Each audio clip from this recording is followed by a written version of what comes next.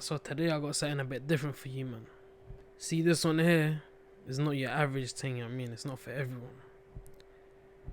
That doesn't mean you shouldn't like, share, subscribe it, but it's not for everyone. This one here is for all the single mums that are struggling to pay their rent because they're spending all their fucking universal credit on Just Eat and Uber Eats.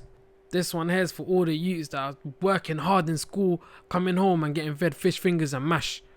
This one here is to all them idiot girls that thought they're gonna get married to one person that's handsome, rich, 6 foot, a fucking prince, but now they're living in fucking council housing and struggling to cook. So if you didn't know about the title, today I'm gonna teach you how to cook curry. So what you missed isn't much. I just put garlic, ginger in the pot with some oil, burn off the garlic, burn off the ginger, put some cumin seeds, let it cook out. Chop up some onions. Doesn't have to be that fine, it just needs to be enough that obviously it just melts down. You don't want it too big because otherwise it's not gonna cook down, and you just don't want big chunks of onion in your curry, but it doesn't matter if it's uneven.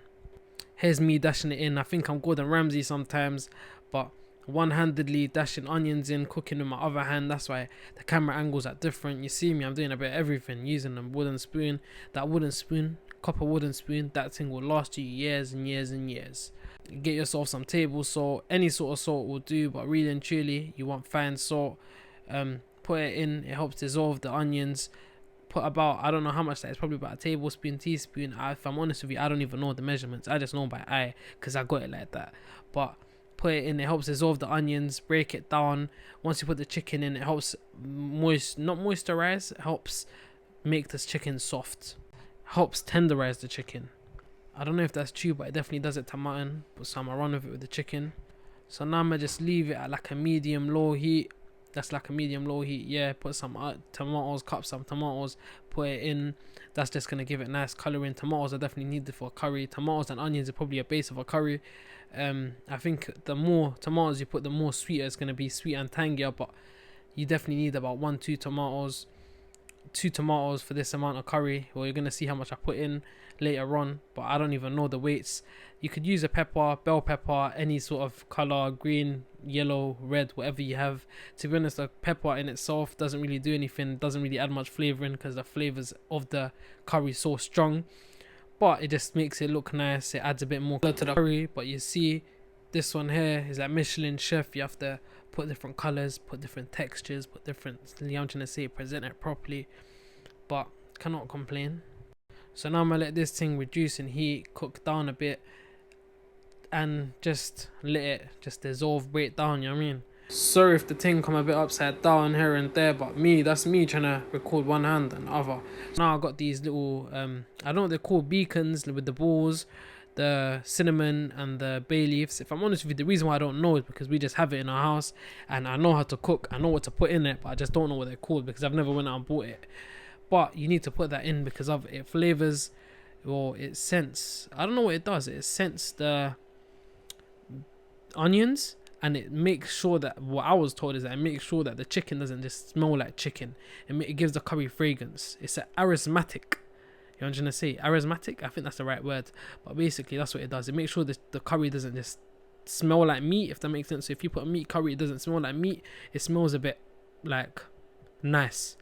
So obviously there was me washing my chicken. You could wash it with lemon, however the fuck you want to wash it.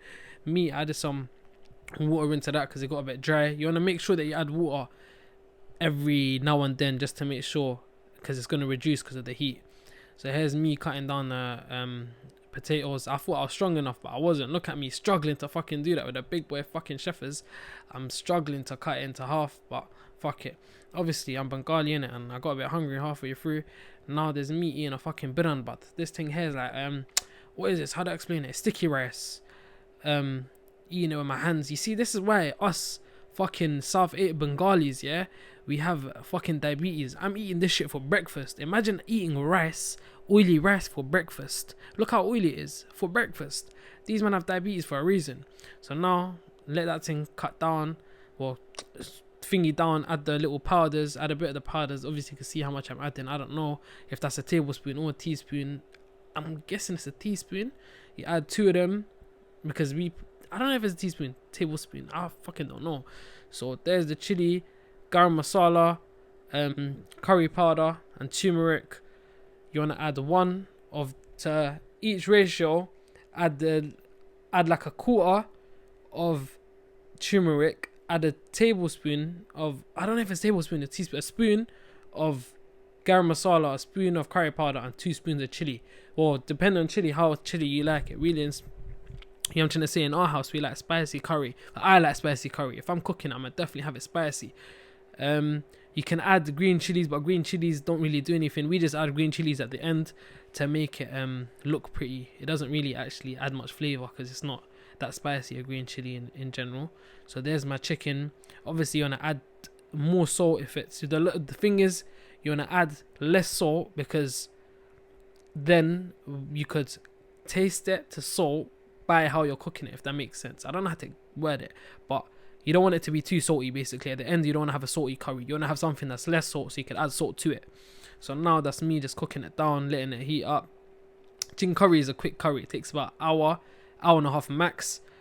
Baby chicken itself, this is a baby chicken, obviously pieces and wings, it takes about 40 minutes to cook. Obviously me add potatoes. Obviously here I'm showing you we added our chilies just to make it look nice. Here I got some what is this, man? Bakhrofata. It's coriander, cilantro. You know, when you watch the Mexican videos, they got cilantro. That's what it is. Obviously our thing's a bit frozen because we just leave it in there just so it's ready. Now cooking it out, that was literally for the last 10 minutes, so I've literally come to the end.